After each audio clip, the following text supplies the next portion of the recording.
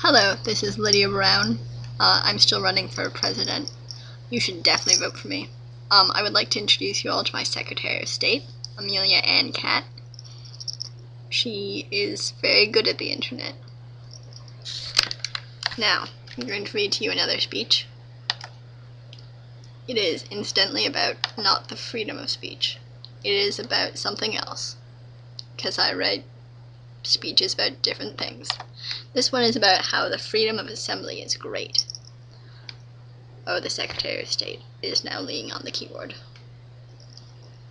So, the freedom to assemble is one of those First Amendment freedoms that doesn't get much attention from the public. They're all like, oh, free speech is great, I'm glad censorship is a thing of the past. Like, I'll make it when I'm president. And the freedom to press things is the best thing that ever happened. I made some pressed flowers the other day, it was great. And I totally petitioned the government for a redress of grievances the other day. I love the First Amendment. But the freedom to assemble is one of the best things that ever happened to America. Think it's no big deal? Once upon a time, way back long ago, you could be arrested for gathering on a public street. Yes, you. This is the amendment that protects you when you're hanging out with your friends playing D&D, when you're getting together to share ideas, when you get together to share common beliefs and act upon those beliefs, when you get together for the right to vote, for civil rights, for protesting war. All of that is protected by the right to assemble.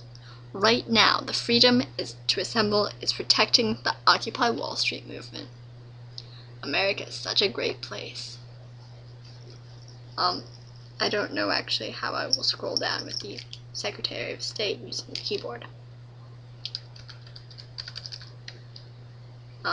Secretary of State, please.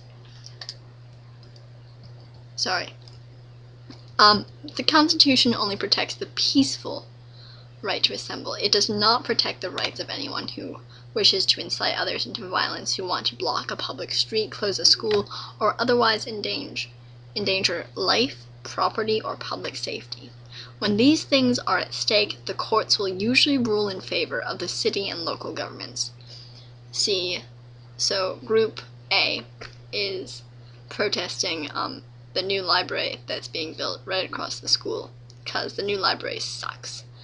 And sucks is sometimes an obscenity.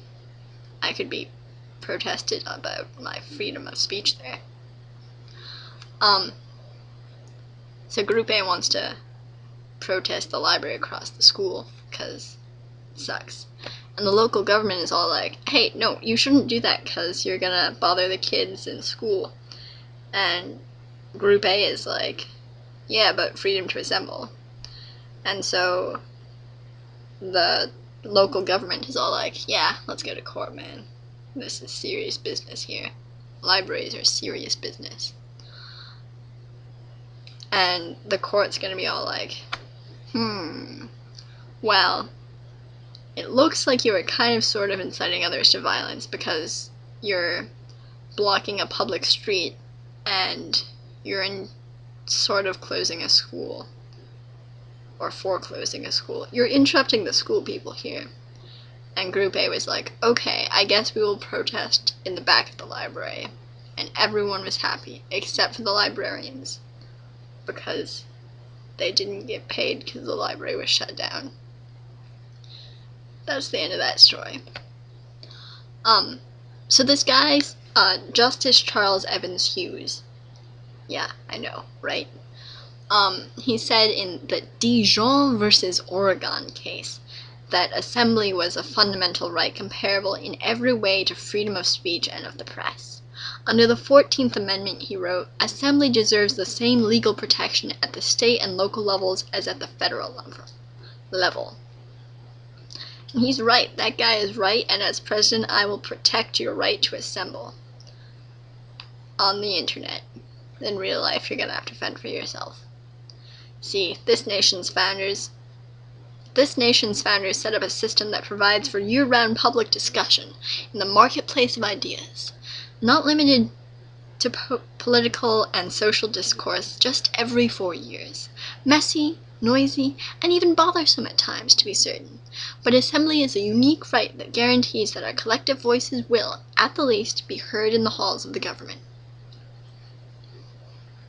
And that's why I think that right to assemble should be a right that is protected, and it will be protected when I'm president, when you vote for me.